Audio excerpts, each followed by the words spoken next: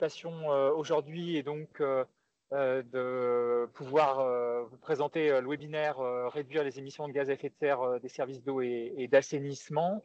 Et donc qui a comme objectif la présentation du guide, évidemment, et puis de 2 exemples du territoire bordelais dans le domaine de l'assainissement. Je voudrais remercier l'équipe permanente de l'AST pour l'organisation, hein, notamment Sandrine Bénard. Merci beaucoup, Sandrine. Françoise Goulard, donc, qui est membre actif du bureau de la section et qui est directrice de l'innovation de la Régie de l'eau à Bordeaux Métropole, m'accompagne pour l'animation de ce webinaire aujourd'hui. Elle suivra notamment les questions. Alors moi, comme vous le voyez, je suis à l'extérieur du salon des maires parce qu'à l'intérieur, le hall est beaucoup trop bruyant pour ce webinaire. Résultat, je suis sur mon portable, donc je ne pourrai pas lire le chat. Donc voilà, on va faire ça à deux. Et Françoise, donc tu prendras la parole après les exposés. Au niveau des questions. Donc, vos questions, elles seront sur le chat. On a coupé la fonction questions-réponses, hein, donc vous utilisez le chat parce que sinon ça fait 2 canaux et c'est assez difficile à suivre. Donc vous utilisez le bouton conversation pour poser des questions. Comme on est un petit peu nombreux, c'est compliqué de faire ça avec les micros. Donc comme je disais, l'objectif de ce webinaire, c'est de diffuser l'information. D'abord l'information en rapport avec la 3e version du guide méthodologique des émissions de gaz à effet de serre pour les services de l'eau et de l'assainissement. Et puis donc de ce complément que vous trouvez sur le site de l'AST, c'est 7 fiches, donc qui sont les fiches qui récapitulent les facteurs d'émission pour établir donc le bilan de gaz à effet de serre de ces services. Et puis en deuxième partie, on aura des exemples qui, comme Hubert Dupont l'expliquera, en fait, porteront sur des émissions de gaz à effet de serre qui sont des émissions de gaz à effet de serre évitées, donc qui sont un peu particulières, hein, puisque c'est une question de périmètre, c'est à l'extérieur du périmètre en fait du bilan, mais on a jugé que c'était important et donc de vous partager deux grands exemples. Le premier exemple, c'est donc ce que fait la Régie de l'eau et ce que fait le délégataire surtout du service d'assainissement de la métropole bordelaise en matière de méthanisation. C'est Pascal Hotzung de la Régie de l'eau qui introduit ce sujet et Sophie Palmier donc qui fera la présentation de la SABOM, c'est la présentation donc de l'exploitant de la SABOM. Et en deuxième exemple, ce que fait Mixener, qui est l'entreprise chargée de la conception et de l'exploitation du réseau de chaleur et de froid du quartier du nord de Bordeaux, du quartier qui s'appelle les bassins.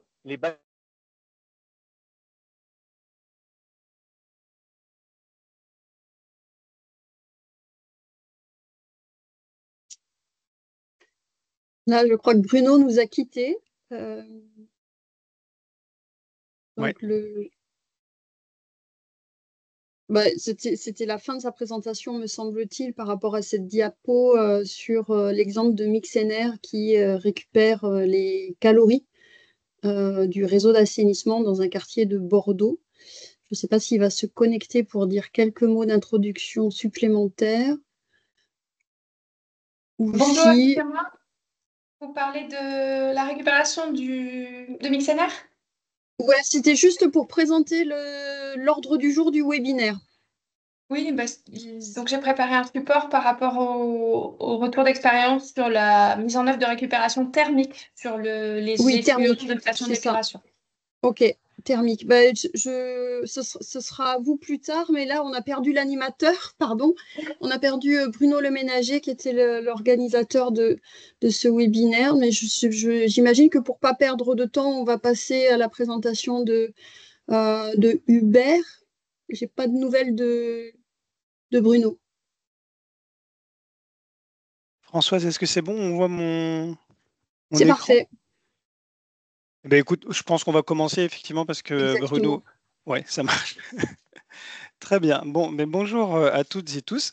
Donc moi, je suis Hubert Dupont, je suis directeur développement durable de Suez Eau France et puis animateur du GT-GES-Eau de l'AST. Et voilà, je suis ravi d'avoir l'opportunité de vous présenter le nouveau guide méthodologique des émissions de gaz à effet de serre des services d'eau et d'assainissement que nous avons élaboré terminé il y a quelques mois avec le groupe de travail que je salue chaleureusement. C'est vraiment un travail collaboratif. Alors, j'ai vu qu'il y avait Gédéon, il y a peut-être d'autres personnes du groupe de travail. Bien, bonjour. Alors, pourquoi on parle de gaz à effet de serre? Parce que notre secteur d'activité émet des émissions de gaz à effet de serre. Donc, c'est environ 2 à 3% des émissions totales. Alors, ça dépend en fait des gaz, hein. C'est plutôt 1% du dioxyde de carbone, plus 3% du méthane et puis 5% du protoxyde d'azote sont des estimations. Donc à la fois, c'est pas énorme et puis c'est pas négligeable non plus. Et surtout, il faut vraiment qu'on fasse très attention parce que la baisse dans notre secteur d'activité est vraisemblablement plus difficile que dans d'autres, parce qu'on ne peut pas jouer notamment sur les volumes autant qu'on le voudrait. Et notamment dans un contexte de renforcement des exigences réglementaires, et qui sont évidemment les bienvenues et qui ont toutes leurs justifications d'un point de vue environnemental, mais quand on va appliquer la DRU, la directive eaux résiduaires urbaines, dans sa nouvelle version, donc il faut attendre la transposition là, et d'ici 2 ans, on l'aura, et ben, on aura des obligations supplémentaires à traiter les micropolluants, etc. etc. Et ben, tout ça, et comme toute activité humaine, émet des émissions de gaz à effet de serre. Donc c'est un vrai enjeu, même si on n'est pas comme la Syrie ou d'autres qui, en termes de pourcentage actuel des émissions. Alors, pourquoi là, donc là, le guide porte sur l'établissement des bilans d'émissions de gaz à effet de serre. Alors, pourquoi faire un BGS ou un bilan carbone? D'abord, il y a une réglementation donc, qui est nouvelle, enfin, qui est relativement nouvelle, et qui l'impose pour les entreprises, pour les établissements publics, les EPCI. Donc déjà, de toute façon, il y a une histoire de ne pas avoir le choix pour un certain nombre de cas, mais surtout sur le fond, au-delà du côté réglementaire, c'est indispensable pour cibler les efforts à faire et les actions à lancer. Et c'est vraiment, ça paraît tellement évident, mais bon, si on n'a pas de bilan carbone, eh bien on peut se retrouver à travailler, à passer du temps, de l'énergie sur des sujets qui finalement sont assez annexes. Je vais vous prendre un exemple. Typiquement, on pourrait dire, bah, tiens, on va travailler sur le verdissement de la flotte de véhicules. Alors en soi, c'est très bien de travailler sur le verdissement de la flotte des véhicules. Après, quand on regarde en pourcentage dans le poids d'un service d'eau d'assainissement, c'est quand même pas très gros. Donc, c'est pas qu'il faut pas le faire. Mais si on ne fait que ça, on n'a aucune chance de faire baisser significativement le bilan. Voilà. C'est pour vous donner un exemple. Donc, c'est vraiment pour s'attaquer au vrai sujet et puis d'ajuster les efforts à apporter. Alors, je vais vous expliquer pourquoi on a fait cette refonte globale du guide. C'est là, vous voyez, alors c'est un exemple fictif, mais qui se base sur quelque chose qui pourrait être vrai. Bilan des émissions de gaz à effet de serre d'un service d'eau et d'assainissement. Donc là, il y a beaucoup, il y a un certain nombre le plus gros poste, c'est la biologie de l'épuration. Donc on est certainement sur, par exemple, sur des stations d'épuration avec biofiltres qui émettent beaucoup. On voit qu'il y a aussi pas mal de réactifs. Donc on peut penser peut-être qu'il y a de l'utilisation de chaux, de chloroférique, etc. Bon, le truc est très bien fait, c'est parfait. Et puis là, eh ben, c'est le bilan carbone, en fait, c'est exactement le même service d'eau et d'assainissement, juste il y a quelques petites choix de méthodes différentes. Donc, c'est ça justement. L'objet du guide, c'est de se dire, il faut qu'on évite ça, il faut qu'on ait des règles communes, parce que sinon, on va se retrouver à avoir des choses très disparates en termes de méthode, ce qui peut être handicapant. Ça peut être handicapant parce que du coup, si on a deux services qui veulent, pour une saine émulsion, se comparer, se challenger, etc., regarder, bah, ils ne peuvent pas en fait, en l'occurrence, parce que les résultats dépendent beaucoup des méthodes. Là, on va aller un petit peu plus dans le détail, mais on voit manifestement que sur l'établissement du deuxième, ce que j'appelais le bilan B, il y a un poste supplémentaire qui est donc le prise en compte du poste utilisation de l'eau par le client, donc en fait le chauffage de l'eau chaude sanitaire. On voit qu'il y a une énorme différence de traitement des immobilisations et on voit que la partie biologie de l'épuration, elle est totalement différente, vraisemblablement parce que les facteurs d'émission qui ont été considérés sont très différents. Donc c'est pour vous faire comprendre, c'est vraiment ça. Vraiment l'objectif, c'est de pouvoir avoir des bases communes de méthodes. Alors, voilà pourquoi on a vraiment fait cette refonte. C'est plus qu'une mise à jour, hein, c'est vraiment une refonte du guide. On a pris évidemment tous les côtés rédactionnels, les points méthodologiques, des préconisations. En fait, c'est un guide qui est une déclinaison sectorielle des règles générales données par l'ADEME. L'ADEME, c'est vraiment l'entité qui donne les règles d'établissement des bilans GES. Sauf que nous, là, on va plus loin sur notre secteur d'activité, dans le sens où, enfin, plus loin, on décline ces principes sur notre secteur d'activité. Donc, le guide a été validé par l'ADEME, il a été cofinancé par l'ADEME, et il a vraiment une valeur importante à ce niveau-là. On a également établi des fiches de facteurs d'émission qu'on a propre au secteur de l'eau et de l'assainissement, que nous avons volontairement séparé du guide. Parce que le guide méthodologique, on ne va pas le mettre à jour tous les ans. De toute façon, on a mis un an pour le mettre à jour. Et puis, c'est voilà, un gros boulot. Puis, tout ne change pas. Alors, même si c'est assez marrant, parce que en quelques années, il y a quand même beaucoup de choses qui ont évolué là-dessus. Mais bon, ce n'est pas chaque année qu'il y a une nécessité de remettre tout à jour. Et par contre, les facteurs d'émission, ils ont vocation à être mis à jour plus souvent. C'est pour ça qu'on a séparé en fait le guide et puis les facteurs d'émission. Vous pourrez voir sur les fiches facteurs d'émission, on marque bien l'historique des versions pour que les personnes puissent bien savoir de quoi on parle. Puis s'ils utilisaient un ancien facteur d'émission, qu'ils puissent le retrouver. Donc le facteur d'émission, c'est la quantité d'émissions par unité d'activité. Donc voilà. Par exemple, pour l'énergie, ça va être la quantité de CO2 équivalent par kilowattheure consommé, par exemple. Voilà. Et on s'est fait, alors, pour avoir un guide qui soit le plus facilement utilisable et vraiment utilisé, c'est ça notre objectif. Nous avons co-construit avec les futurs utilisateurs. Donc, on avait créé un groupe de futurs utilisateurs pour nous aider sur l'élaboration du guide. Alors, je vais vous donner 3 exemples de points de recommandation du guide. Il est impossible, évidemment, et puis il serait, je pense, très fastidieux d'aborder tous les points. Donc, on a choisi quelques points sur lesquels on va faire un focus. Déjà, le périmètre d'un bilan des émissions de gaz à effet de serre, il est important de se mettre d'accord sur le périmètre. Donc, imaginons, on est un service d'eau potable, production et distribution de l'eau. Quelles émissions comptabiliser dans le bilan global? En fait, les règles de l'ADEME, là-dessus, il n'y a pas de choix. Les règles de l'ADEME disent qu'il faut l'intégralité. C'est-à-dire, en pratique, nous, on va faire un bilan global. On doit faire un bilan global, évidemment, des émissions directes et indirectes qui sont liées à la production et à la distribution de l'eau, mais également à l'utilisation de l'eau chez le client. Donc là, on parle du chauffage de l'eau chaude sanitaire, qui représente, c'est la plus grosse partie, en fait. Et ensuite, de la collecte des eaux usées et puis de l'épuration des eaux usées. Alors, peut-être vous vous dites, mais pourquoi donc? Parce qu'en fait, on a une marge de manœuvre, somme toute limitée, voire nulle d'ailleurs, ça dépend des cas, sur ces aspects-là. C'est parce qu'en fait, la logique d'un bilan GES, c'est de prendre en compte le service ou la fabrication d'un produit, ensuite son utilisation et sa fin de vie. Si on prend un exemple, souvent l'exemple que je prends, c'est le constructeur automobile. Il doit compter dans son bilan GES toutes les émissions liées à la fabrication des véhicules, évidemment, mais également à leur utilisation et à leur fin de vie. C'est-à-dire qu'il va intégrer l'utilisation de carburant des véhicules qu'il est en train de construire. Et ça paraît assez logique parce que du coup, il va induire un certain nombre d'émissions. Donc en fait, c'est une notion de dépendance. Ce n'est pas une notion de responsabilité. C'est pour ça qu'il faut le faire. Donc là, vraiment, c'est la déclinaison du principe de l'ADEME. Donc ça, il faut le faire pour l'ensemble.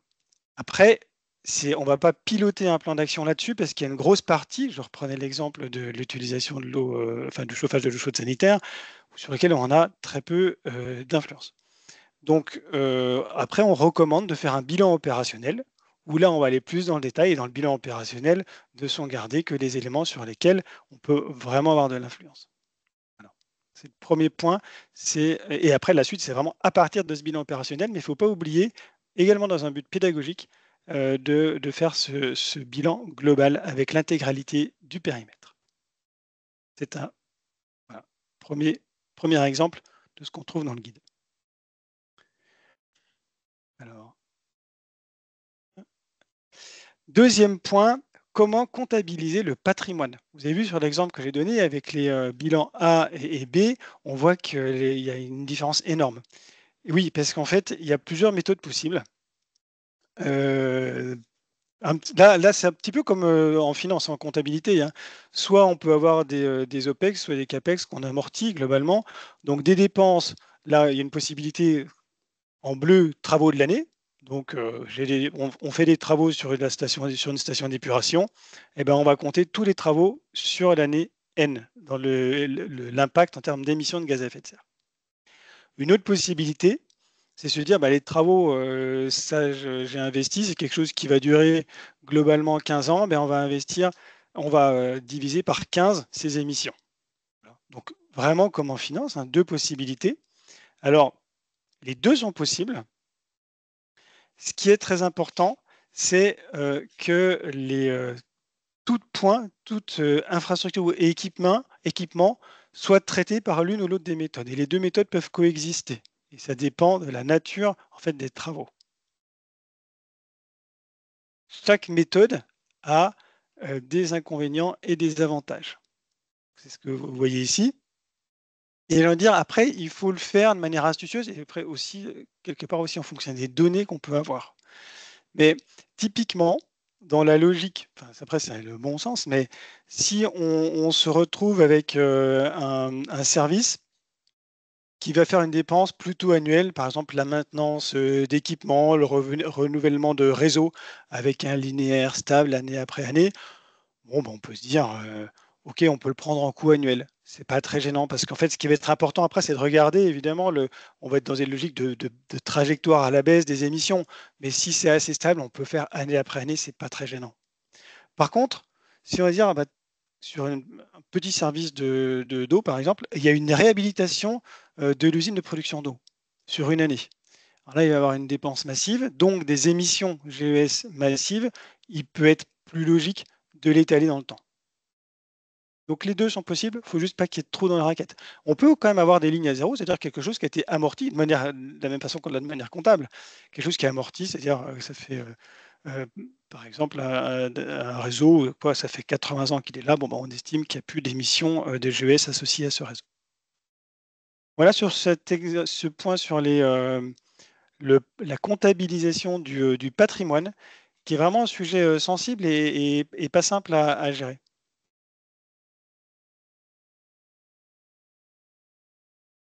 Alors, troisième point, vraiment très important, parce qu'il y a pas mal de confusion parfois sur la nature des émissions.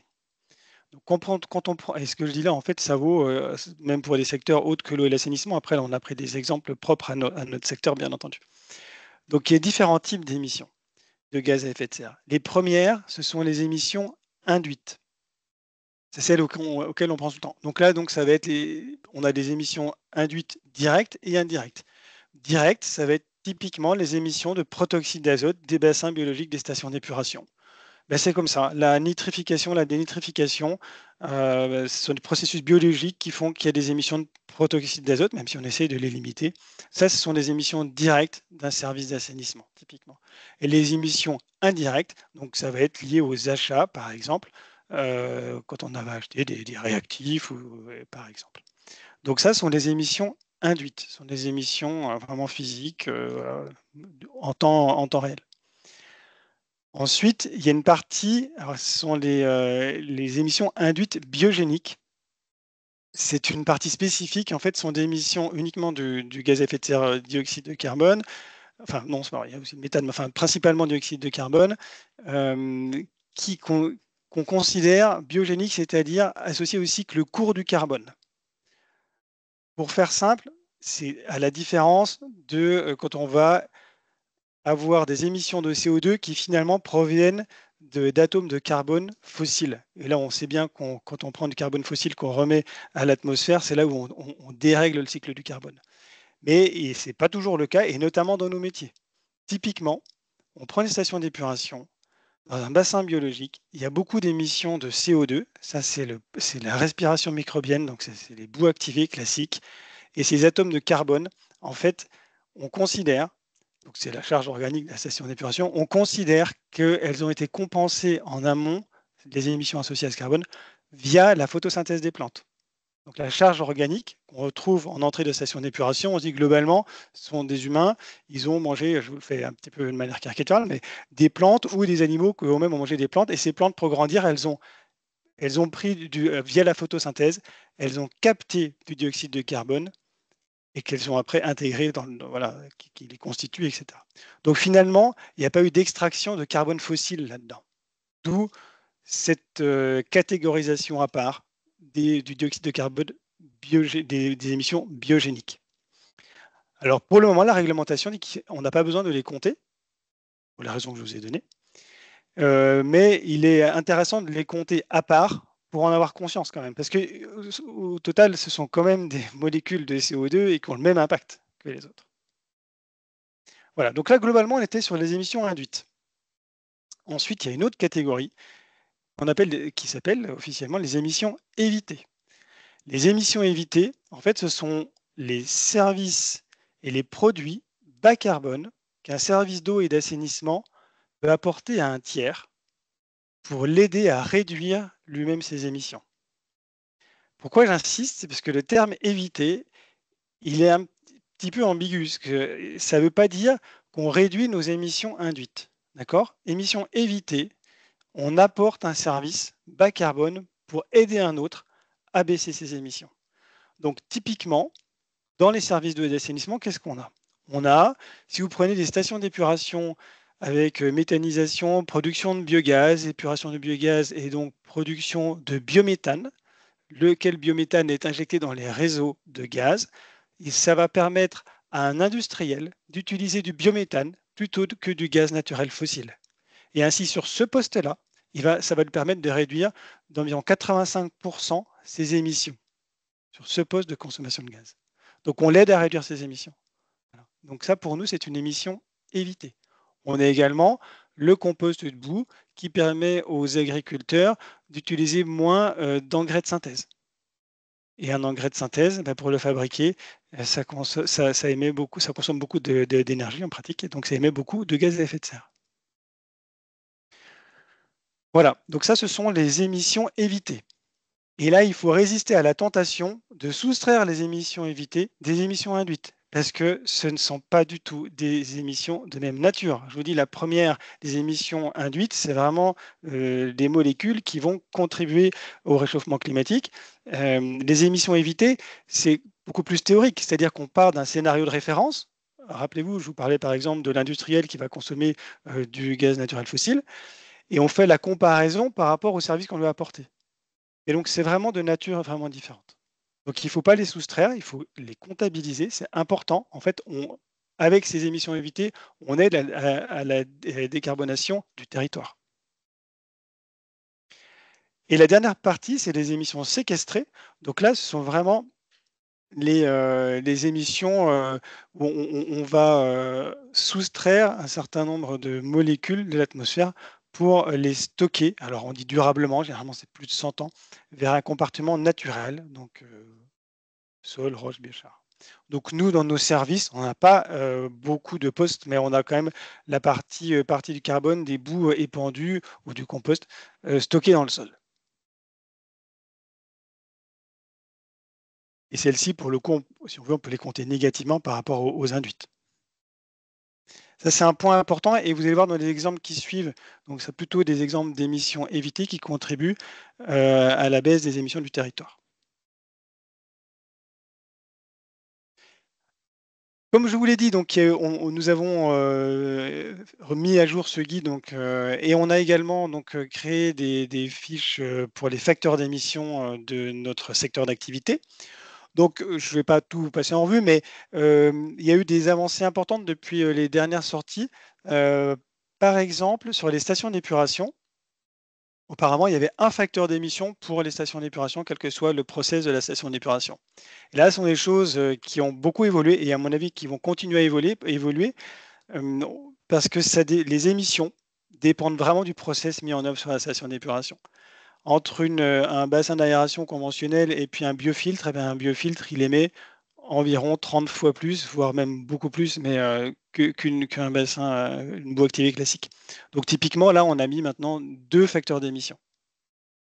Éventuellement, il y en aura d'autres prochainement. Et il ne faut pas se cacher, je pense qu'ils vont continuer à changer dans les années qui viennent parce que c'est vraiment quelque chose qui est en développement. Il y a quelques années, il n'y avait quasiment pas de série de mesures longues à exploiter pour définir ces facteurs d'émission. Maintenant, il y en a de plus en plus, mais voilà. Un autre exemple, il y a eu une différenciation des facteurs d'émission des rejets selon le milieu naturel.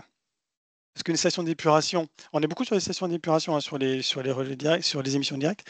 Une station d'épuration, comme vous le savez, elle ne traite pas l'intégralité de la charge carbonée ou azotée qui rentre. Donc il y a une partie qui retourne dans le milieu naturel, même si la station d'épuration est tout à fait conforme, bien entendu, à son arrêté préfectoral.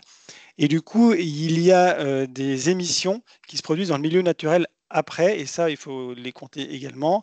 Et là-dessus, il y a on a différencié en fait le facteur d'émission en fonction de l'oxygénation du milieu récepteur, car les milieux moins oxygénés, donc inférieurs à 3 mg de dioxygène par litre, créent des conditions d'émission de protoxyde d'azote plus importantes, en fait 5 fois plus. C'est pour vous dire, voilà, il y a un raffinement progressif des facteurs d'émission, mais qui n'est pas juste un raffinement pour se faire plaisir, parce que je vous parle avant 30 fois plus, là 5 fois plus, on voit quand même ça vaut le coup de prendre le bon facteur d'émission. Voilà, c'était 3 exemples, mais il y a plein d'autres choses dans le guide. Plus un teasing, on vous encourage à aller le voir. Alors le guide et les fiches sont mis à disposition gratuitement sur le site de l'AST. Nous remercions l'ADEME et puis le ministère de la Transition écologique qui nous ont permis, enfin qui ont cofinancé la mise à jour de cet ouvrage et puis l'élaboration des fiches. Et voilà, on encourage toutes les personnes à utiliser le guide, à nous faire remonter s'il y a des questions, coquilles, ça peut arriver, j'espère qu'il n'y en a pas trop, mais et puis toute personne également intéressée pour participer aux travaux de notre groupe de travail est la bienvenue, bien entendu. Voilà Françoise, Bruno, si Bruno est revenu, parce que moi je ne vois plus les personnes. Ouais, je crois qu'il n'est pas encore tout à fait là, mais il essaye de se reconnecter, Bruno. Du coup, oui, je reprends la main pour préciser qu'on a là une petite demi-heure d'échange possible, alors en utilisant le canal conversation, questions-réponses, du coup, plus sur le côté général de la présentation de Hubert, avant de passer aux exemples territoriaux. Je pense que c'est moins qu'une demi-heure, Françoise, parce que ça se termine à 14h30 et puis il y a les 2 exemples de nos amis de Bordeaux. Oui. Donc, je crois que c'était prévu moins. Je ne voudrais pas après oui, alors, nos amis bordelais. C'était de mémoire, puisque c'était normalement. Je crois que c'était 10 minutes. Moi, je regardais le fil de conversation et c'était Bruno qui devait gérer le timing. Mais alors, je ne sais pas s'il y a des questions dans le... Alors, il y en a une déjà qui vient d'arriver. Dans le bilan opérationnel, vous prenez en compte les immobilisations. Donc, est-ce que tu peux repréciser ces questions d'immobilisation ? Oui, c'est une bonne question. Alors, nous, ce qu'on recommande, c'est de prendre les... Alors, immobilisation, c'est-à-dire il faut prendre les travaux qui sont faits dans l'année. La question qui peut se poser, c'est, par exemple, les infrastructures existantes. Dans un bilan GES, on doit prendre en compte tout ce qui dépend du service, donc y compris l'impact des travaux qui ont été menés par le passé, et donc, par exemple, la construction d'une station d'épuration ou de réseau. Et ça, pour le coup, s'il y a bien un poste sur lequel on ne peut plus rien faire, c'est ça, parce que c'est déjà construit, c'est déjà fait. Donc ça, typiquement, cette partie-là des infrastructures, clairement, on ne le garde pas dans l'opérationnel, parce qu'on n'a aucune marge, par définition, structurellement, aucune marge de manœuvre. Voilà. Donc ça, on l'enlève. Par contre, on garde la partie travaux qu'on peut traiter, comme je le disais, enfin travaux qui sont vraiment réalisés lors de l'exercice, qui peuvent être faits soit amortis, soit pris en dépenses de l'année. Après, ce qui est possible de faire, parce que c'est parfois on veut comparer d'une année à l'autre, l'objectif est de s'améliorer. Hein, donc on peut peut-être séparer la partie exploitation et la partie travaux, mais voilà. Mais sinon, on recommande de tout compter. Ouais. J'ai du coup une autre question. Vu la présentation du périmètre global, la question est posée de savoir s'il est envisageable de scinder quand même un bilan, un BGES des services d'eau potable de bilan BGES des services d'assainissement, quand c'est pas la même régie, par exemple, ou le même délégataire? J'ai envie de dire, après, tout est faisable quelque part, mais ce qui est important, c'est de commencer par la vision globale, donc, comme je le disais, service d'eau et d'assainissement. Après, quand on regarde si on n'a qu'un service d'assainissement, j'en profite pour le dire, on doit compter les émissions du service, après l'utilisation et la fin de vie. Vous vous souvenez du service et du produit. Mais donc, quand on a un service d'assainissement, on ne compte pas les émissions en amont de l'eau potable. C'est des petites finesses qui peuvent paraître un petit peu surprenantes au début. On a tous été comme ça. Et puis après, quand on réfléchit au principe même de l'ADEME et puis pourquoi le sens derrière, on se dit oui, effectivement, c'est assez normal. Mais voilà, pour répondre à la question, après, on peut, si l'objectif après, c'est de s'en servir aussi, moi je trouve, comme outil de pilotage. Donc s'il y a deux entités complètement séparées, eau et puis assainissement, on peut faire, je dirais comme ça, de faire le bilan général, ça c'est important, global, et après, on peut faire deux bilans opérationnels parce qu'il Pour faut le plan vocation à d'action. être piloté de manière séparée. Je pense que ça ne pose pas de souci. Donc, il y a une autre question sur le calcul d'émissions évitées pour l'utilisation du compost en remplacement de l'engrais de synthèse. Oui. Est-ce qu'il existe dans les fiches un facteur de substitution qui a été intégré, c'est-à-dire une unité de compost égale une unité d'engrais chimique? Je ne sais pas si Alors, c'est si, très clair. c'est-à-dire, je vois la question, c'est en fait un facteur d'évitement, en fait, d'émission évitée. De tête, je crois que oui, mais je ne mettrai pas ma main au feu. Je ne sais pas, Gédéon, qui était là, il ne peut pas parler, peut-être avec le micro coupé. Je crois que Si. oui, mais je ne Alors, suis pas 100% sûr. non, il y a un Je détail dis qui est pas. fait par rapport aux proportions d'azote, de phosphore et de potassium De potassium, dans bien les sûr. boues. Et Alors, il est indirect, qui, il n'est pas direct. Alors, voilà. il est pas donné directement, il est à reconstituer. Mais il y a un calcul qui est expliqué. Ouais, il y a un calcul qui est proposé, mais qui n'est peut-être pas aussi direct que par rapport à la question qui est posée. Et une autre question plus sur la méthode globale, c'est par rapport à ces émissions induites, évitées, séquestrées. La question était pourquoi on s'y intéresse aux séquestrés, aux évités, si on ne peut pas les soustraire finalement des émissions directes. Comment on peut les utiliser dans le bilan finalement?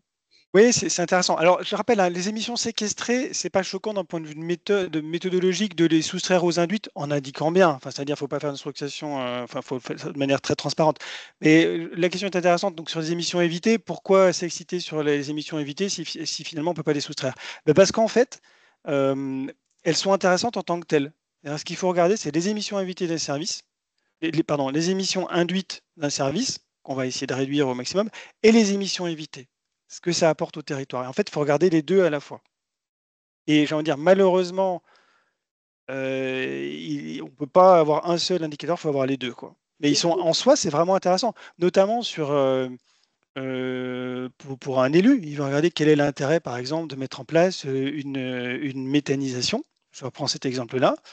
Eh ben, il faut regarder l'impact en émissions. Alors, il y a tout plein d'autres critères, mais sur le critère GES, de regarder l'impact sur les émissions induites du service et ce que ça apporte sur les territoires. Et les deux sont importants. Ok. Une autre question, à mon avis, très intéressante, c'est faut-il faire des bilans prévisionnels lors de projets, par exemple une création ou une rénovation de stations d'épuration? Ah ben moi, oui, je pense que c'est très intéressant parce que en fait, il faut qu'on arrive à intégrer et à faire intégrer aux décideurs que c'est un nouveau critère, alors qu'il ne va pas se substituer aux autres. De toute façon, le critère financier, personne ne l'oublie. Par exemple, il y a des critères quand on fait un projet, voilà, critères financiers, critères d'exploitabilité, de maîtrise des risques. Et il faut vraiment avoir, à mon sens, mais c'est largement partagé, un critère impact GES. Et même s'il y a des incertitudes, parce que c'est vrai qu'un bilan GES, ça peut être pas très simple à faire, mais alors en prévisionnel, quand on n'a pas tous les éléments, oui, ça peut être vraiment, voilà, il y a des hypothèses à prendre. Et là-dessus, nous, ce qu'on préconise, c'est vraiment de faire cet exercice, parce que c'est éclairant pour la personne qui doit décider, quand bien même il y a des incertitudes, quand bien même il faut prendre des hypothèses un petit peu radicales. Mais dans ce cas-là, avoir un bilan GES, même s'il est établi à 20% près, c'est pas très grave. Parce que ce qu'on cherche à savoir, c'est s'il y a deux possibilités, par exemple deux choix techniques, technologiques pour telle installation, ben, s'il y en a un qui émet 10 fois plus de gaz à effet de serre que l'autre, C'est ça qu'on veut savoir, même 5 fois. C'est ça qu'on cherche à savoir. Après, s'il y a 5% de différence, je vais vous dire, vu les incertitudes, en termes de choix, bon, ben, ça ne va pas peser énormément, donc c'est pas très grave. Donc oui, on le recommande vraiment fortement. Une autre question. On ne t'entend pas, François, le micro s'est coupé. Ah, alors nous avons le retour de Bruno, mais la disparition de Françoise. C'est alternatif. C'est un binôme compliqué. Là, ça va mieux? Oui. Oui, c'est bon. Ouais, donc, il y avait une question sur l'estimation des ratios d'émissions liés au compostage des boues d'assainissement. Est-ce que le transport, qui est un élément important, est pris en compte? En fait, le transport, il est pris en compte, mais pas dans le compostage, il est pris dans la partie fret, en fait, qui est séparée, qui pèse généralement, j'en profite pour le dire, moins que ce qu'on peut imaginer. Mais donc, ça va être tout ce qui est. Alors, il y a le transport des boues, compost, etc. Et il y a également l'arrivée des réactifs, des produits chimiques et autres. Et alors, c'est toujours pareil. Je ne dis surtout pas qu'il ne faut pas travailler dessus, etc. Mais en tout cas, factuellement, quand on regarde en pourcentage, ce sont classiquement, enfin, c'est inférieur à 5% d'un bilan GES. Mais comptez à part. C'est pas dans la partie compost. C'est pas dans le parti compostage. OK.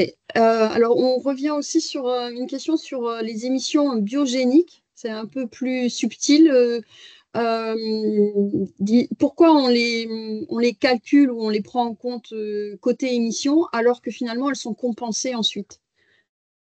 On les prend en compte parce que, comme je le disais, elles ont un impact en tant que molécules, ce sont des gaz à effet de serre, elles ont le même impact que les autres. Et si on met en place, alors pour le moment, ce n'est pas trop le cas, mais j'espère qu'on va y arriver, à faire baisser ces émissions biogéniques induites, il faudra aussi le valoriser. Alors, si on fait un effort pour les réduire, il faut savoir d'où on part à peu près. Alors j'étais de Et retour finalement peut-être pour parce que Sandrine me fait signe si on peut pour la gestion du temps. Ouais, voilà, pour la gestion du temps. Ok. Alors ça peut être la dernière question très rapide Ouais, et non, puis mais après comme ça on enchaîne. Tu en avais encore une, super. Françoise Non, ou... il y en a pas d'autres. C'était juste Bon, une petite super. remarque. A priori, dans le guide, visiblement, des bons lecteurs ont vérifié que les émissions séquestrées n'étaient pas soustraites. Enfin, Non, dans le guide, il sont n'était pas. pas recommandé. Tout à fait. Mais en fait, ce que je voulais dire, j'ai peut-être été un peu rapide, c'est que en fait, on insiste tellement pour pas soustraire les émissions évitées, ce qui est je vous dis, une tentation classique. À la rigueur, moi, ça me choque moins quand c'est les émissions séquestrées, parce que du coup, elles ont vraiment un effet inverse pour le coup. Mais la recommandation, c'est de traiter tout séparément, justement pour éviter ce blougi-boulga de plus, moins, etc., qu'on cherche vraiment à éviter. Le but, de toute façon, c'est pas d'ennuyer les personnes, mais c'est d'avoir des éléments qui soient les plus clairs et après les plus utiles possibles pour le pilotage de trajectoire de décarbonation. Voilà, mais cette remarque est tout à fait juste. Très bien. Super. Parfait, merci beaucoup. Vous dire que de toute façon, vous pouvez continuer à poser vos questions, on pourra les relever et puis donc les faire passer à Hubert si tu es d'accord. Et puis on mettra les retours à disposition des participants.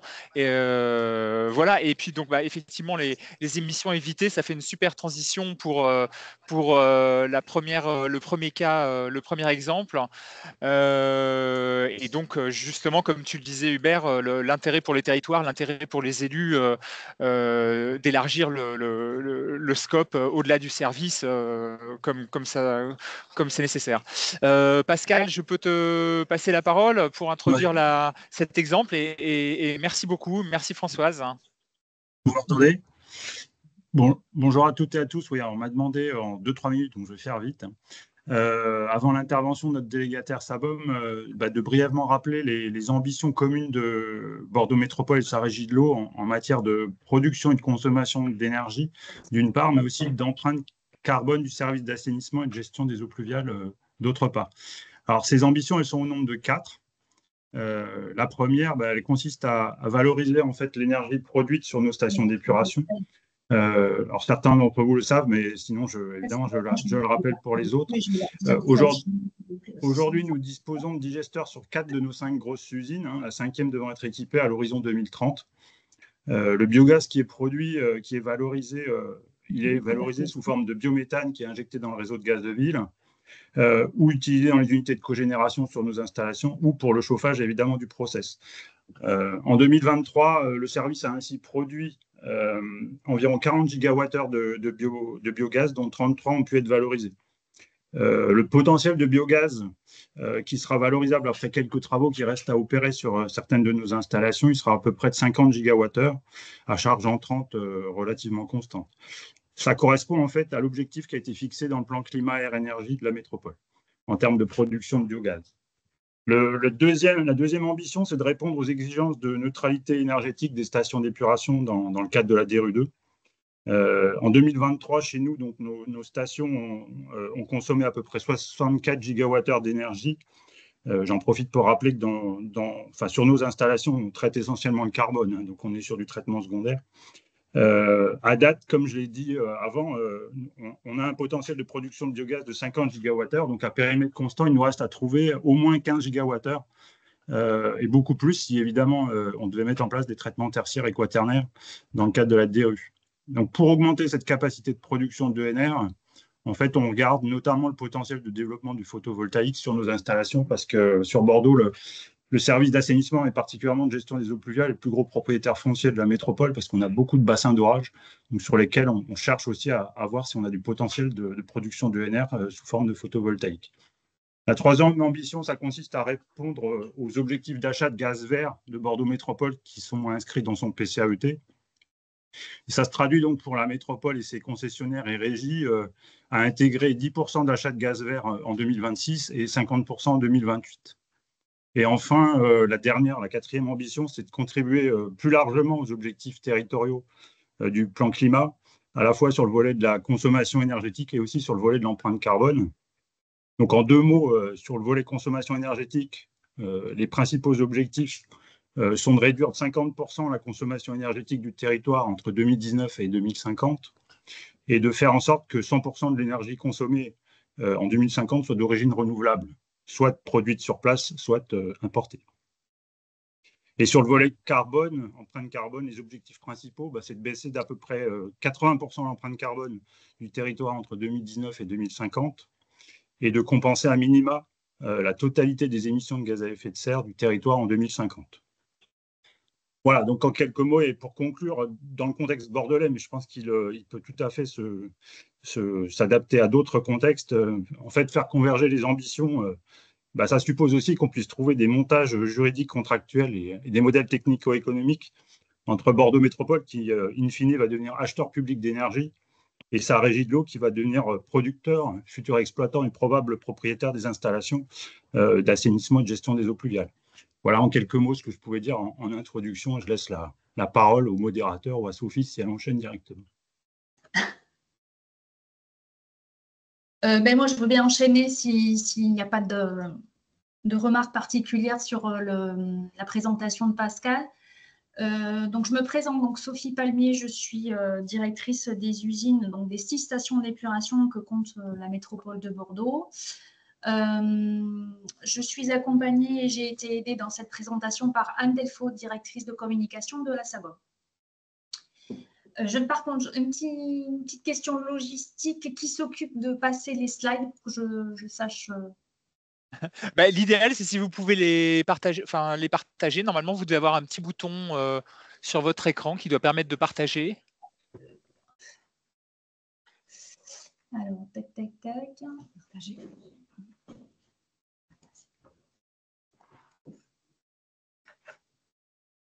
Alors, est-ce que vous voyez mon écran? Non. Oui. Parfait. Oui, c'est on pas le en voit. mode Et en fait, présentation, voilà, mais c'est c'est bon. en mode édition, voilà, mais c'est lisible. Hein. J'y arrive. Donc là, je ne vais pas repartir sur cette slide puisque c'est la présentation que vient de faire Pascal Botsou. Je vais attaquer directement par la suivante. On a dit que donc, la réglementation aujourd'hui et plus précisément une action européenne nous engage à développer et à être de plus en plus indépendants en termes énergétiques, donc ce qui veut dire de lancer un déploiement des énergies renouvelables. Pour ce faire, la filière assainissement via le biogaz et donc le biométhane en constituent une filière privilégiée. Donc, il y a deux axes sur lesquels la métropole de Bordeaux a choisi de mettre l'accent. Donc, ici, la cogénération, pardon, excusez-moi. La cogénération, donc, qui est un axe privilégié utilisé sur la métropole, et un second axe plus récent qui constitue l'épuration du biogaz dans ce que l'on appelle la biométhanisation, qui permet pour nos installations, en tout cas, d'injecter dans le réseau public du gaz qui sera utilisé soit comme combustible par des particuliers ou des industriels, soit comme carburant pour des bus de ville ou autres.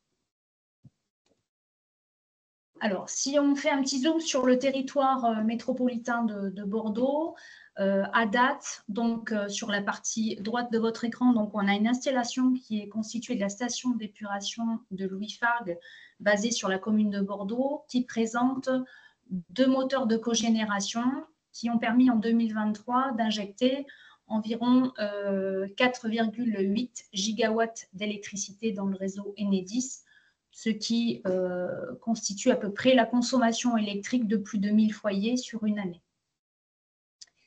La seconde installation, elle est sur la commune plus au sud de la métropole, sur la commune de Bègles.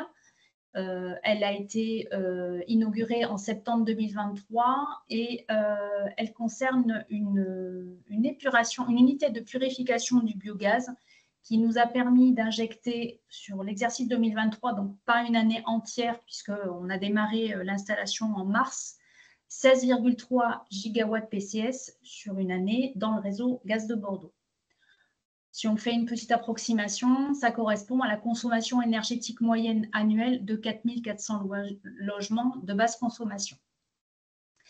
Sur la partie ouest-nord-ouest, sur la commune d'Ésines, nous avons la station d'épuration de Cantinol qui, de par son process et l'utilisation du biogaz de notre digesteur, permet de produire 5,6 gigawatts de biogaz, dont aujourd'hui encore 4,4 sont torchés par nos équipements. Via un avenant qui a été signé en juillet dernier, Bordeaux Métropole a validé l'installation d'une cogénération containerisée sur cette installation. Cet ouvrage devrait être en service d'ici fin 2026. Donc, si on rentre un peu plus dans le détail concernant la cogénération, donc on disait tout à l'heure que la station Louis Fargue possédait 2 moteurs qui permettent de réaliser de l'énergie électrique, mais aussi de récupérer de l'énergie thermique que l'on utilise sur notre process au niveau des échangeurs de chaleur pour le réchauffage des digesteurs et le chauffage de certains locaux. Aujourd'hui, ces 2 moteurs d'une puissance respective de 537 et 716 kW fonctionnent à plein régime sur toute l'année et permettent de traiter un volume équivalent d'environ 420 normomètres cubes de biogaz. Donc, cette quantité de biogaz est produite sur notre installation par 4 digesteurs après un traitement préalable sur des charbons actifs qui permettent de purifier le biogaz, notamment dans sa partie hydrogène sulfuré. Pour la partie de la station de Cantinol, donc c'est un nouveau projet comme je le disais, cette cogénération containerisée permettra à l'horizon 2025 de produire une quantité d'électricité équivalente à 2 gigawatts qui sera injectée dans le réseau Enedis, dont 1 gigawatt thermique qui sera valorisé pour le chauffage du digesteur. Ça équivaut environ à 400 foyers en termes de consommation électrique annuelle. Maintenant, si je pars sur la partie biométhanisation, donc cette installation qui est assez récente, comme je le précisais tout à l'heure, a une capacité nominale de 700 normomètres cubes de biogaz, ce qui équivaut environ à 450 normomètres cubes de biométhane injecté dans le réseau public. Et en moyenne, sur 2024, on a produit environ 60 000 kWh. Je vous ai mis en partie inférieure de la slide le calcul qui est réalisé pour évaluer la réduction des gaz à effet de serre. En fait, cette installation a été certifiée avec la directive RED 2 fin 2023. Pardon. Cette directive permet d'établir un gage de durabilité de la filière de méthanisation et elle a aussi pour effet de pouvoir justifier la réduction des gaz à effet de serre par rapport à de l'énergie fossile. Donc, qui est concerné évidemment cette installation l'été, c'est d'ailleurs la raison pour laquelle elle a suivi le cycle de la certification, puisque on est sur une production, une injection pardon, de 200 mètres cubes de biogaz par heure. Je vous ai mis en partie droite le schéma de la biométhanisation. Petite particularité que je tenais quand même à relever, c'est que la métropole de Bordeaux a choisi de se doter d'une biométhanisation non pas à membrane, mais avec un fonctionnement à amine. Pour les techniciens, c'est un petit peu différent, mais c'est une nouveauté qui est assez peu répandue encore sur le territoire, mais qui, malgré tout, fonctionne très très bien, puisque aujourd'hui, nous avons du biométhane qui a un pouvoir calorifique proche du gaz naturel, environ 10,9. Le gaz à effet de serre évalué est compris entre 8 et 12 grammes de CO2 par mégajoule de biogaz. Et la réduction du gaz à effet de serre est supérieure à 88% aujourd'hui. Donc là, on parle bien du gaz à effet de serre à éviter, comme le précisait monsieur dans les premières slides. Dernière filière qui est intéressante, dont parlait aussi Pascal, c'est la filière photovoltaïque. Donc, il y a un nouveau projet qui est en cours à l'heure actuelle sur le territoire de la métropole. C'est l'installation de panneaux photovoltaïques sur une station de pompage sélective. Les travaux seront finalisés à l'horizon 2025. Donc, c'est environ 300 mètres carrés de panneaux photovoltaïques qui seront installés sur la toiture de ce poste. Tout ça en autoconsommation et ça représentera environ et au maximum 20% de la consommation électrique de ce site. Comme le précisait Pascal Botsum aussi, il y a d'autres pistes en réflexion sur la métropole de Bordeaux, en lien notamment avec le nombre important de bassins pluviaux dont est dotée la métropole.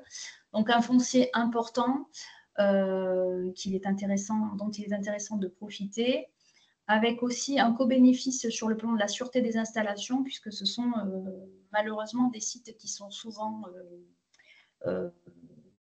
pillés pour tout un tas d'équipements, donc des clôtures en passant par beaucoup de choses.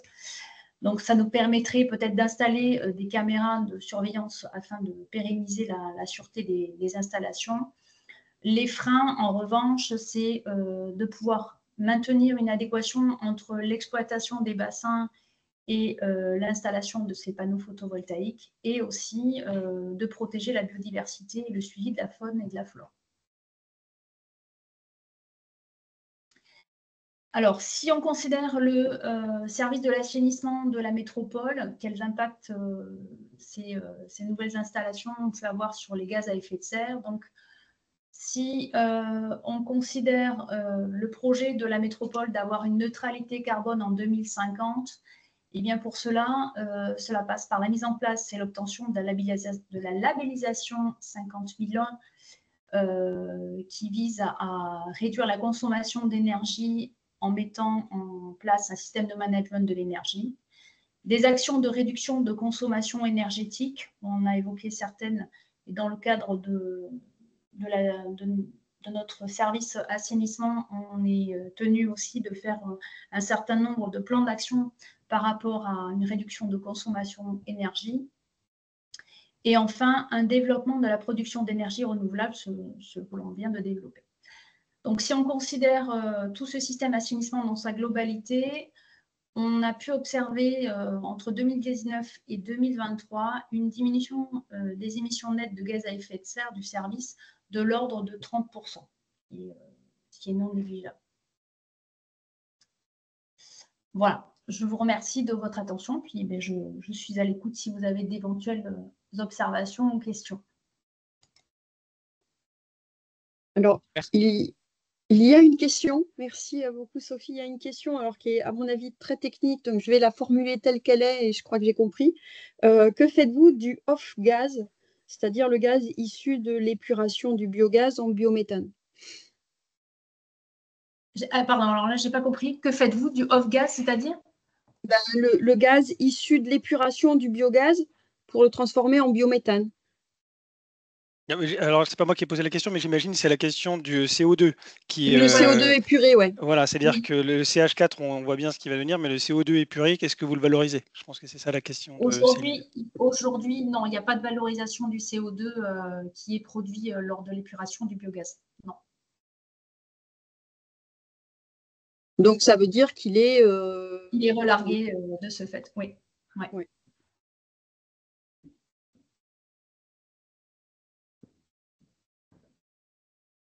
Alors, il y a une autre question qui est, est-ce qu'une partie de la valorisation énergétique est réutilisée dans la station d'épuration avant injection dans le réseau Enedis? Oui. Non.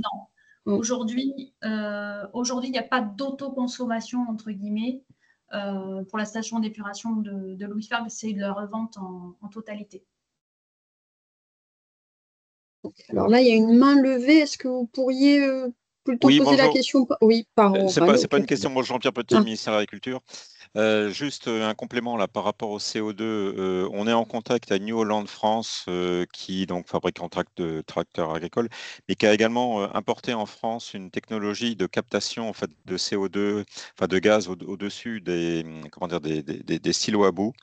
Ou notamment des stations, des élevages. Donc une espèce de membrane poreuse qui permet d'accumuler les biogaz et après ils ont des structures mobiles en fait pour comprimer ce biogaz et après épuration qui peut repartir dans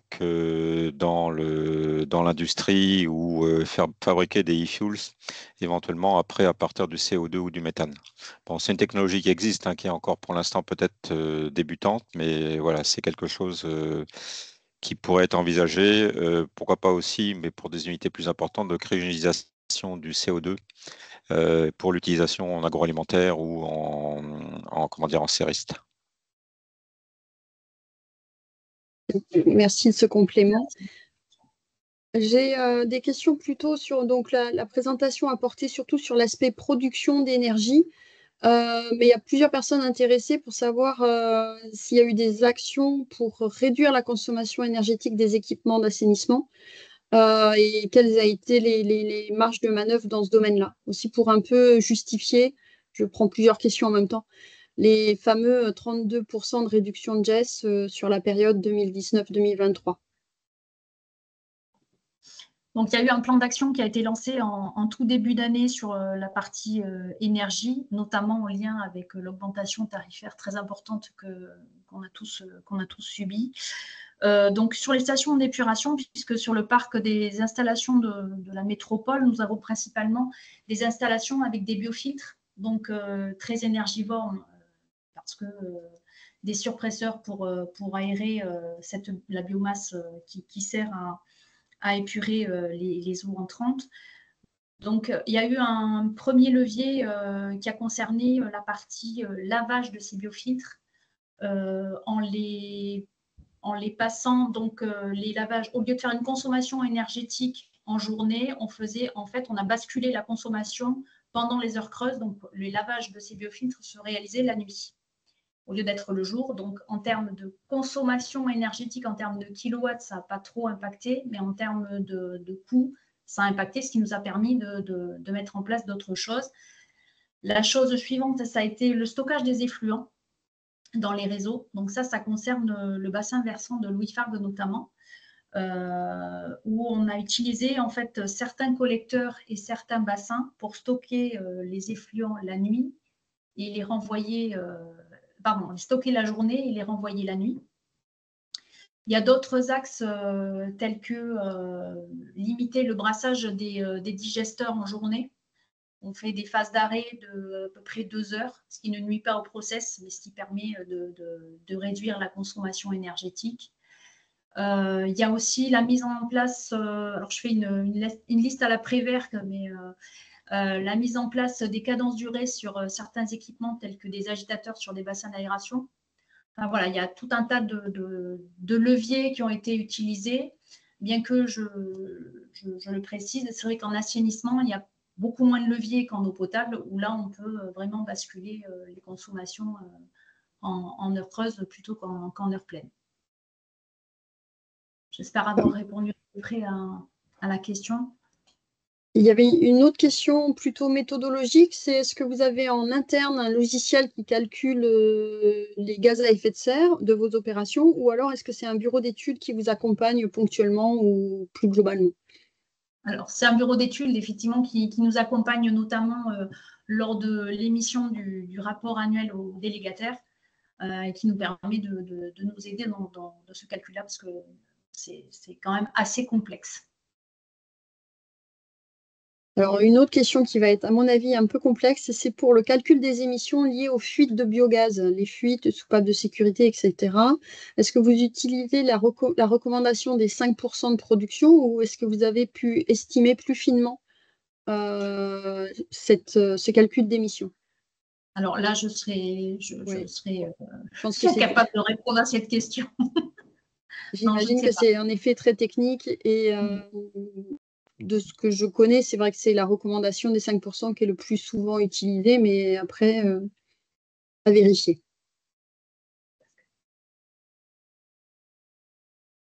Et du coup, une dernière question pour l'instant, c'est avez-vous évalué l'empreinte carbone liée à la construction des installations? Non, pas à ma connaissance, non. Non. Okay. Pas à la mienne non plus. Bon. Merci Pascal. Voilà, je crois qu'il n'y a pas d'autres questions. Bruno, il y en a une qui vient d'arriver. Est-ce que si le poste d'émission majoritaire de vos bilans de gaz à effet de serre était le traitement des eaux usées, c'est-à-dire hors bout et électricité, est-ce qu'il n'y aurait pas d'autres solutions pour abaisser ces émissions? Alors, on a travaillé sur les réactifs. Monsieur Dupont en parlait au tout début. On a eu aussi un plan d'action assez important pour limiter les injections de réactifs qui sont, lors de leur production, en tout cas très impactantes en termes de gaz à effet de serre. C'est un des principaux axes qu'on a pu avoir sur la partie station d'épuration. Il y avait une question qui revient à la construction des installations, aussi à la gestion du patrimoine, telle qu'avait été présentée dans le guide, c'est-à-dire est-ce que c'est pris en compte dans ces calculs de bilan de gaz à effet de serre? Mais là, on pense que par rapport à la question précédente sur la construction des installations, j'imagine que le traitement du patrimoine en tant que tel n'a pas non plus été intégré. Non. C'est vrai que c'est une question assez importante. Je ne sais pas, peut-être Hubert Dupont, peut-être Hubert, toi, tu as. Parce que tu l'as présenté, alors j'étais pas là tout à l'heure, j'étais coupé, désolé, mais effectivement, l'immobilisation est importante dans le bilan et c'est quelque part une question que tout le monde se pose. Donc, est-ce qu'il y a des exemples ou peut-être d'autres personnes qui sont connectées qui peuvent nous faire part de leur exemple qui auraient pris donc en compte la construction des installations dans le bilan? Comme je disais, quand on fait le bilan global, on est censé prendre en compte, ça c'est une règle de l'ADEME, quel que soit le secteur, on est censé prendre en compte les installations, les infrastructures existantes. Après, sur les réseaux, par exemple, l'idée c'est idéalement de pouvoir estimer en fonction de la date de pause du réseau, et puis de la technique, et puis de quel réseau on parle, voir quelle partie est réputée amortie ou pas, et puis qu'est-ce qui reste. Voilà, ça c'est le travail idéal, mais qui nécessite d'avoir quand même pas mal de données. Et sinon, il y a des ratios monétaires qui peuvent être utilisés pour quand on ne peut pas faire mieux, mais qui est déjà une première approche. C'est assez important, je pense. Je vois que Céline, la du CIEP, Marc, qui font aussi le ratio monétaire. Je pense que c'est bien d'un point de vue pédagogique de dire que ça fait partie du bilan carbone global du service. Et comme je disais là-dessus, Est-ce qu'il faut passer un temps dingue pour raffiner ces chiffres? Pas sûr, parce que finalement, on n'a pas de marge de manœuvre, c'est déjà construit, mais dire que voilà, ça fait partie de l'empreinte carbone du service, je pense que c'est important. Merci beaucoup. Comme je ne vois pas la conversation, je ne sais pas s'il y a Non, des demandes d'intervention. c'est bon. A priori, c'était plus des commentaires qui allaient dans ce sens. Donc, je pense qu'on peut passer à la dernière intervention. Super, merci beaucoup. Muriel, si vous... La parole est à vous. Je partage Merci. l'écran, voilà. Vous m'entendez? Oui. Oui, ok, parfait. Hop. Zut, échappe.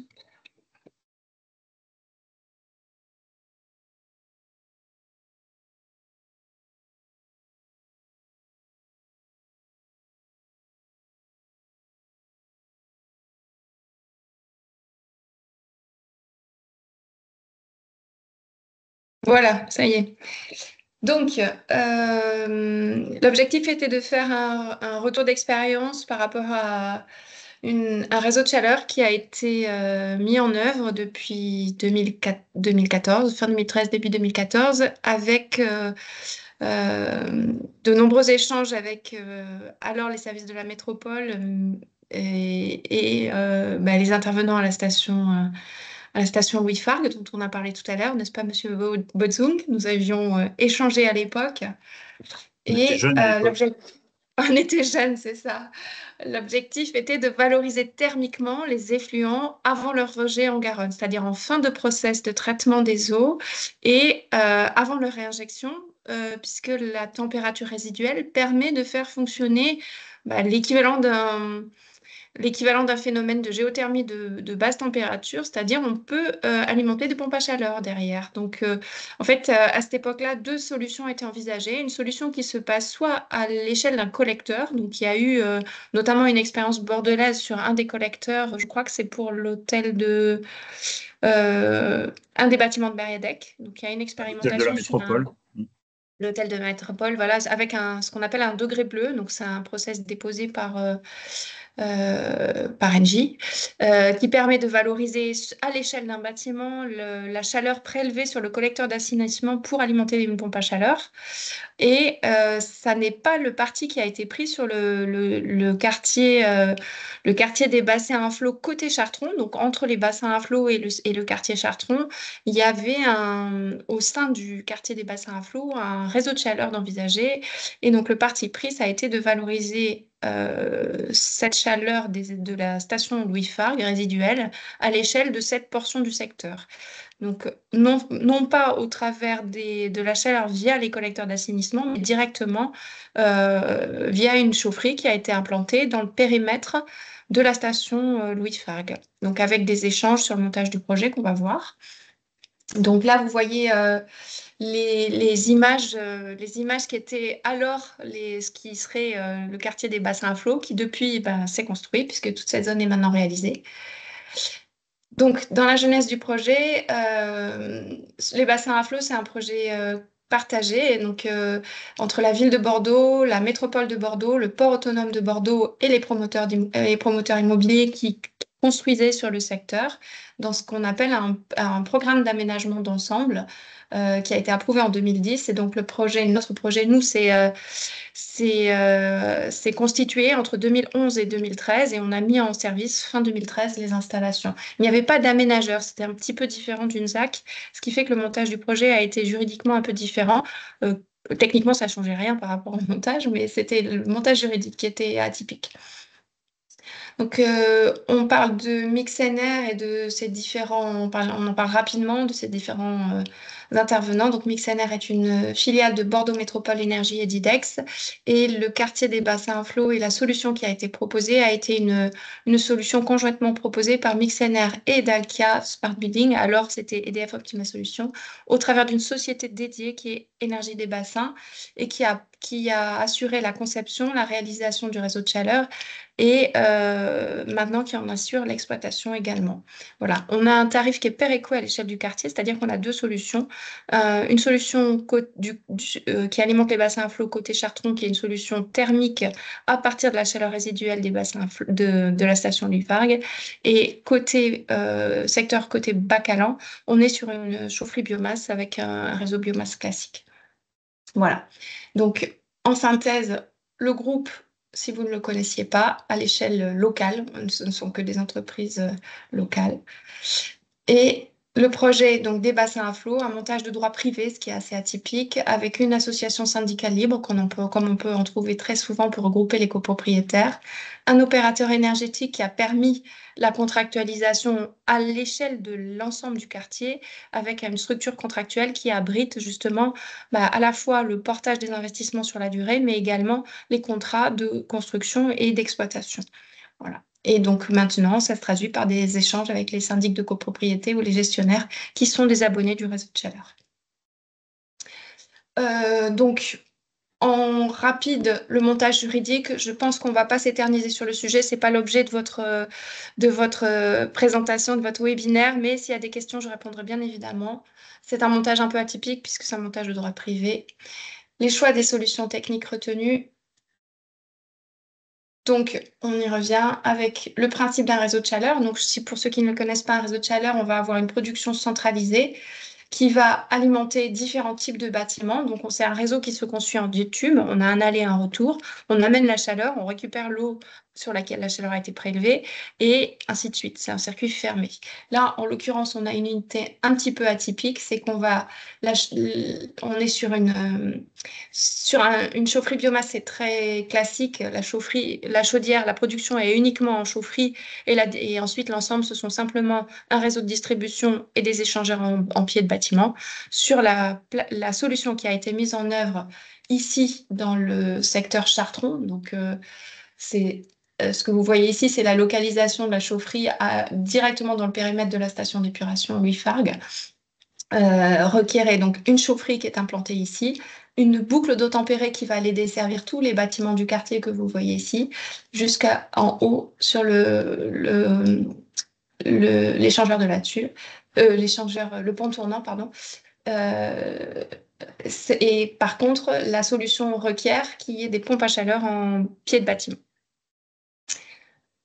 Donc, en rapide, le quartier, donc je vous l'avais dit, l'ensemble est alimenté. Ça représente 700 000 m², 100 points de livraison. On parlait d'ordre de grandeur tout à l'heure, donc on a 40 gigawattheures de chaud et 8 gigawattheures de froid, puisque la solution permet notamment, une boucle d'eau tempérée permet de faire du chaud et du froid.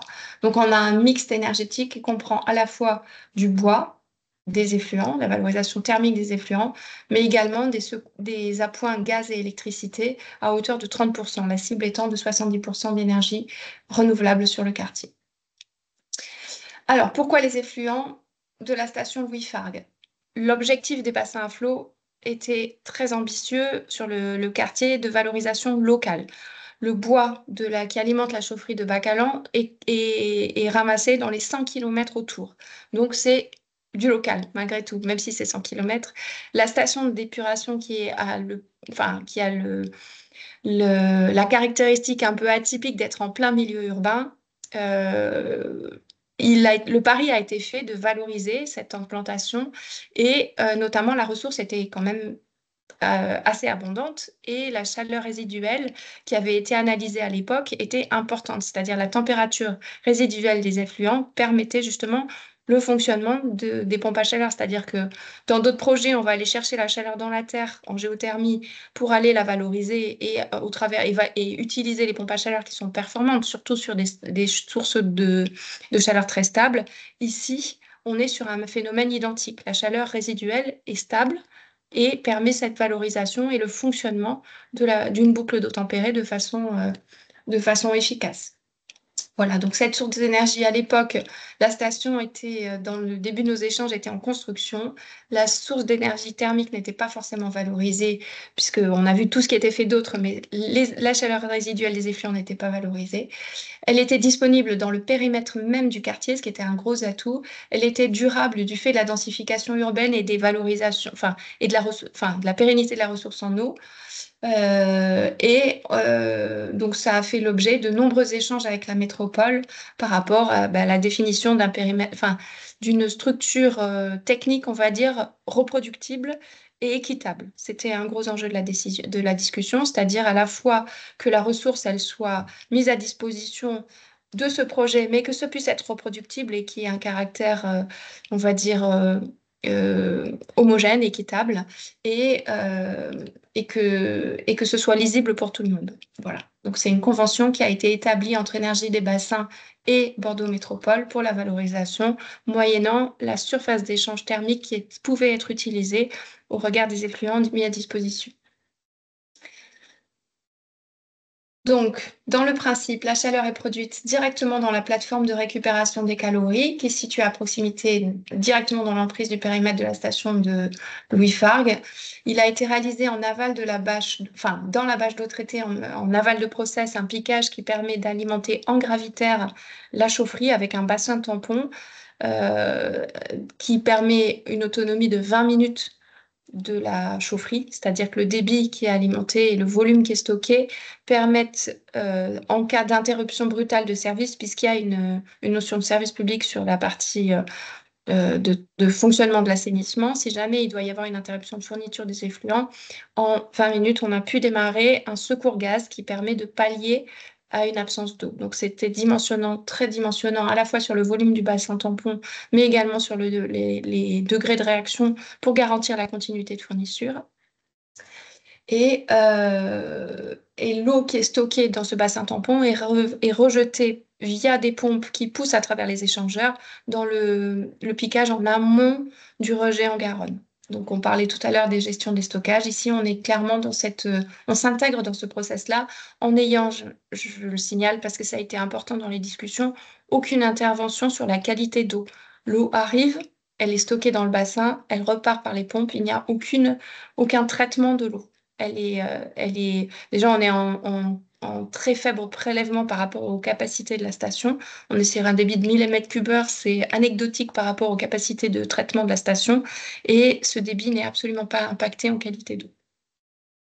Donc, l'eau tempérée qui est utilisable et qui est en aval de ce process, c'est-à-dire en aval des échangeurs, va être diffusée dans une boucle qui est une boucle en polyéthylène et qui va fonctionner entre 12 et 25 degrés sur l'amont. Donc, c'est largement suffisant pour le fonctionnement de pompe à chaleur et c'est très stable et compatible d'un fonctionnement avec un réseau non isolé en aval, puisqu'on est clairement sur un phénomène de géothermie compatible de la température du sol. Et donc, on peut, comme toute boucle d'eau tempérée, qui sont des nouvelles solutions développées, assurer à la fois la production de chauffage, la production de rafraîchissement, et donc on assure le préchauffage de l'eau chaude sanitaire, par contre, parce que les pompes à chaleur, depuis les générations de 2014, on va dire, sont des pompes à chaleur qui ne sont pas des pompes à chaleur haute température comme on peut trouver maintenant, mais ce sont des pompes à chaleur qui assurent des productions jusqu'à l'ordre de 45 degrés, ce qui n'est pas suffisant pour la production d'eau chaude sanitaire. La production d'eau chaude sanitaire, elle est réalisée à 60 degrés. Et donc, on a des appoints délocalisés qui nous servent aussi de secours quand on a des interruptions de maintenance sur les pompes à chaleur. Donc, on a un appoint pour les bâtiments qui requièrent de l'eau chaude sanitaire, un appoint délocalisé en gaz, uniquement pour les remontées de température en aval du préchauffage par les pompes à chaleur. Voilà. Donc, on a des pompes à chaleur et des thermofrigopompes sur le réseau. Je vous ai parlé également donc, des chaudières gaz naturelles qui sont en chaufferie en amont pour sécuriser le process, c'est-à-dire garantir cette fameuse température de départ à 12 degrés en cas soit d'interruption du process assainissement, soit de phénomènes climatiques atypiques. On a les rares moments où on va passer en dessous de 12 degrés. Ce sont des épisodes très atypiques en plein hiver, des grosses averses par temps très froid, ou, on l'a vécu quelquefois, des phénomènes de neige avec des fontes qui viennent dans le réseau d'assainissement. On a beaucoup de réseaux... mince, le mot m'échappe. Le réseau qui mixe unitaire. Voilà, merci. On a beaucoup de réseaux unitaires et donc du coup, du fait de cette mixité, on est sensible aux phénomènes climatiques en cas d'hiver, donc le moment où on a plus besoin de chaud et où on a des gros épisodes de pluie. En fait, on est plus sensible à la pluie par temps froid qu'au temps froid lui-même. Et enfin, donc on a tout ce qui est hydraulique et régulation des pompes, puisqu'on est sur des fonctionnements de pompes asservis aux pressions dont on a besoin en sous-station, avec des enjeux de régulation et de maîtrise de nos consommations électriques, bien évidemment. Donc, ainsi que je vous le disais, la convention inclut des mesures mensuelles de qualité d'eau, côté effluent, c'est-à-dire en amont et en aval de la menée et de la restitution des effluents. On contrôle le pH, la température, mais également les DBO5, les DCO et les matières en suspension, donc en entrée et en sortie de process. Et donc, on ne touche pas à la qualité d'eau, mais par contre, on a quand même constaté une forme de décantation dans ce fameux tampon dont on a besoin, ce qui fait qu'on a un peu de décantation de matière en suspension et donc on a, nous, une maintenance annuelle du bassin, ce qui fait que chaque année, on a notre contrat prévoit une interruption de fourniture sur les mois de mai et d'octobre, puisqu'on a des interventions pour nettoyer le bassin tampon dans le process. Le réseau d'eau tempérée, pour vous donner un ordre de grandeur, il fait 4 km. Il alimente donc chaque bâtiment qui est équipé de pompes à chaleur et fonctionne en circuit fermé. Il comprend une canalisation retour qui permet de distribuer l'eau tempérée vers les postes de livraison, donc les sous-stations, et un retour qui ramène le fluide à réchauffer à la plateforme. Donc nous, on avait un enjeu fort d'optimisation de nos régulations parce que plus le fluide va revenir froid, c'est-à-dire autour de 7 degrés, puisque c'est le régime de fonctionnement, plus on va pouvoir récupérer de la chaleur sur les effluents. Donc c'est un gros enjeu d'optimisation énergétique et ça a été tout l'enjeu du démarrage du réseau, d'aller bien optimiser le fonctionnement des pompes à chaleur pour garantir ce retour du réseau au plus fort de l'hiver autour de 7 degrés pour être en capacité à récupérer au maximum la chaleur des effluents. Voilà.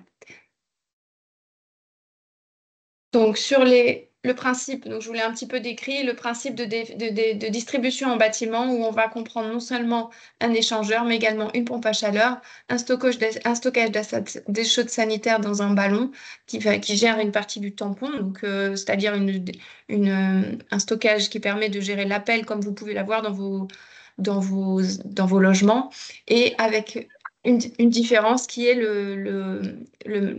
la garantie de ne pas générer de légionnel qui requiert des cycles antilégionnels et donc des cycles de maintien soit à 60 degrés, soit des cycles antilégionnels, d'aller porter périodiquement le fluide au-delà de 60 degrés pour garantir sa qualité sanitaire. Voilà. Avec des possibilités de faire des productions. Ici, vous voyez une pompe à chaleur avec une production possible simultanée ou mode chaud et froid en été avec du rafraîchissement. Donc le côté Chartron bénéficie aussi bien de chaud et de froid, ça tombe bien. C'est un enjeu où on a beaucoup de bâtiments tertiaires. Voilà. En technique, ça se traduit comme ça sur les installations. Donc je pourrais revenir sur les questions si vous le souhaitez. Le principe de fonctionnement que je vous ai décrit. Et ensuite, après, il y a des aspects économiques. J'ai vu passer une alerte comme quoi il restait 5 minutes dans la réunion. Donc, soit je vous aborde un peu plus les aspects économiques et exploitation, soit je vous laisse la place aux questions. Je ne sais pas quels sont les aspects qui vous intéressent le plus.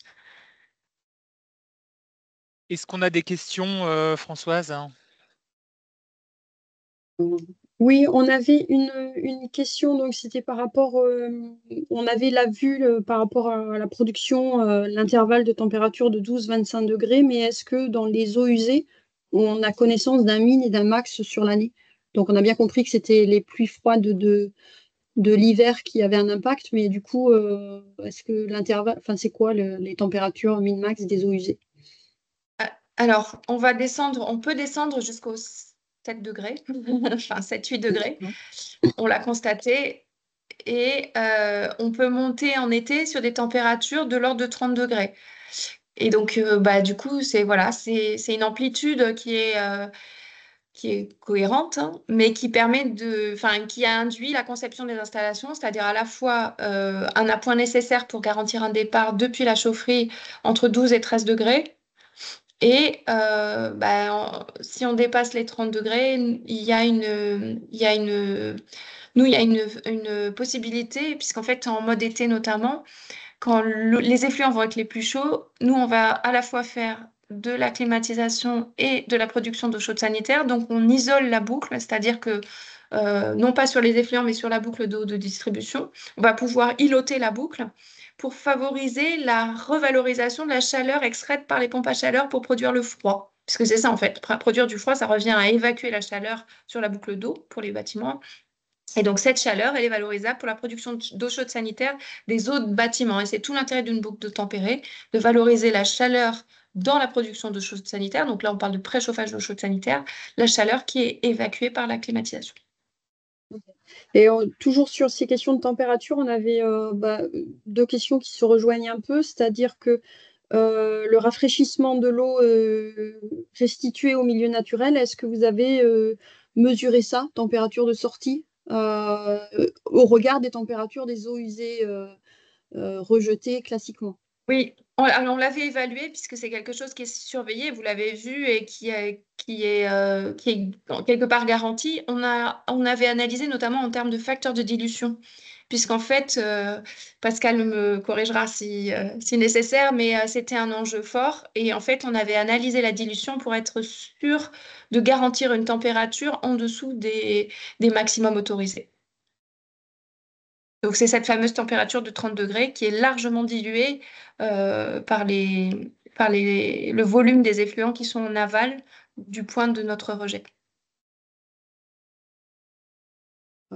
Très bien, je crois qu'il n'y avait pas trop d'autres questions techniques à ce stade. Et je crois qu'on arrive à la fin. Juste Muriel, si vous pouvez nous résumer ce que vous vouliez dire sur les aspects d'investissement et d'exploitation, sans peut-être passer toutes les diapos, parce qu'on ne voudrait pas non plus perdre ces aspects-là de vue qui sont très importants. Merci. Bon, en fait, sans détailler la totalité, c'est un projet qui représente 32 millions d'euros. Sur la partie d'exploitation dont je voulais parler, c'était les parties, on a beaucoup appris, puisqu'en fait, ce qui s'est passé, c'est qu'on a découvert le process, c'était là une première en France, et notamment la valorisation thermique s'est traduite au travers basiquement des technologies d'échangeurs qu'on ne connaissait pas. Donc, on a commencé l'expérience avec 2 échangeurs à canaux larges, un de 100 mètres cubes et un de 300 mètres cubes. Donc, on parle de tout petit débit à l'échelle de stations d'épuration, j'en ai bien conscience. Mais pour autant, on a démarré avec cette capacité de 500 mètres cubes qui nous permettait de monter en puissance, de faire 200, puis 300, puis 500. C'était une cascade, en fait.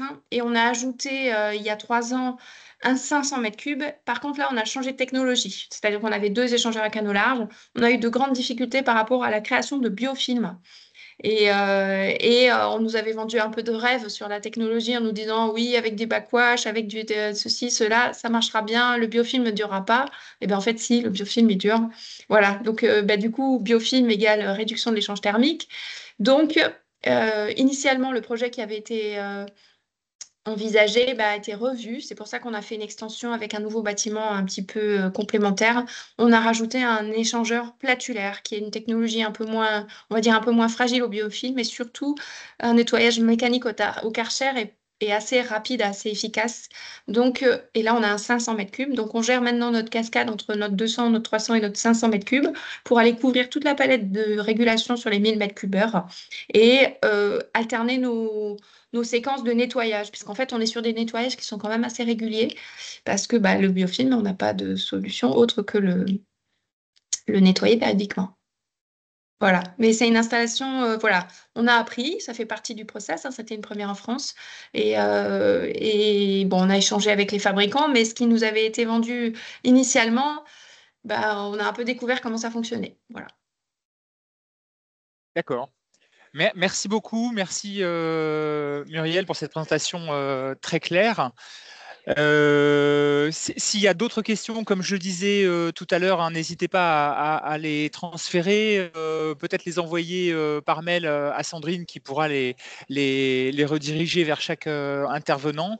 On avait prévu 2 petits mots de conclusion et puis je ferai la fermeture, j'allais dire, après. Peut-être Hubert et puis Françoise. Françoise, peut-être au niveau de Bordeaux Métropole et toi en tant que directrice de l'innovation, si tu voulais conclure. Alors, plus de la transition écologique que de l'innovation d'ailleurs. pour conclure que en fait, pour dire que la jeune régie de l'eau Bordeaux Métropole se lance dans la démarche bilan carbone après sa première année d'activité. Et donc, on compte bien appliquer les recommandations du guide présenté. Donc, production, distribution d'eau potable, utilisation par l'usager, donc intégrer l'eau chaude sanitaire comme on l'a vu au début, et puis intégrer aussi la problématique de l'assainissement en vue de lancer un plan d'action, une trajectoire de réduction, donc si possible des émissions induites, mais on intégrera aussi les émissions évitées et séquestrées. Voilà. Génial, merci beaucoup. Hubert, à toi la parole. Alors, juste, je rebondis sur ce que vient de dire Françoise. Donc, je pense qu'il y a pas mal de collectivités qui vont faire ou refaire des bilans GES. Donc, nous, comme je le disais tout à l'heure, nous sommes preneurs de toute remarque sur le guide parce que c'est de l'amélioration continue. On est vraiment dans une logique, comme toujours à l'AST, de vraiment travailler ensemble dans l'intérêt du secteur. Donc, voilà, toute remarque pour améliorer est la bienvenue. Et puis, Françoise, ou enfin, toutes les personnes, n'hésitez pas à nous rejoindre, hein, comme je le disais, sur le GT, parce qu'on on a quand même pas mal de facteurs d'émission, par exemple, à affiner. On a le sujet des émissions évitées, où en termes de méthode, il y a encore des améliorations à apporter pour que les scénarios de référence soient partagés, etc. Et après, il y a tous les sujets d'adaptation au changement climatique, d'économie circulaire qu'on va traiter. Donc, vous êtes bien sûr les bienvenus. Merci beaucoup. Moi, je vais être très très rapide. Je voulais vraiment remercier tous les intervenants, toutes les intervenantes pour la qualité de vos interventions. Moi, j'ai trouvé ça vraiment extrêmement intéressant. Remercier tous ceux qui étaient connectés. Vous voyez, on est encore à 76, donc ça a vraiment bien marché. On était vers 95, 100, je crois, au maximum. Donc, on est vraiment très content d'avoir pu vous proposer ce webinaire. Vous dire que ce sujet d'économie circulaire, finalement, hein, quand on parle d'émissions évitées, on voit bien récupérer de la chaleur avec les eaux usées, c'est vraiment des questions d'économie circulaire, installer des panneaux photovoltaïques, récupérer du biogaz, c'est des questions qui sont vraiment des questions hyper importantes dans la transition écologique et dans la transition énergétique. Et donc j'espère que voilà, on pourra continuer d'en parler. Peut-être qu'on pourra faire réorganiser un webinaire sur la partie eau potable. En tout cas, moi je serais très content de le faire. Cette fois-ci, je ne vous le ferai pas du salon des maires, mais plutôt de mon bureau. Et donc, je voulais aussi m'excuser pour le problème technique que j'ai rencontré au début et qui vous a fait perdre un peu de temps. Et vraiment, merci beaucoup à toutes et à tous. On retrouvera, il y aura diffusion donc des supports de présentation et puis donc des réponses aux différentes questions à l'ensemble des participants et des personnes qui ont suivi ce webinaire.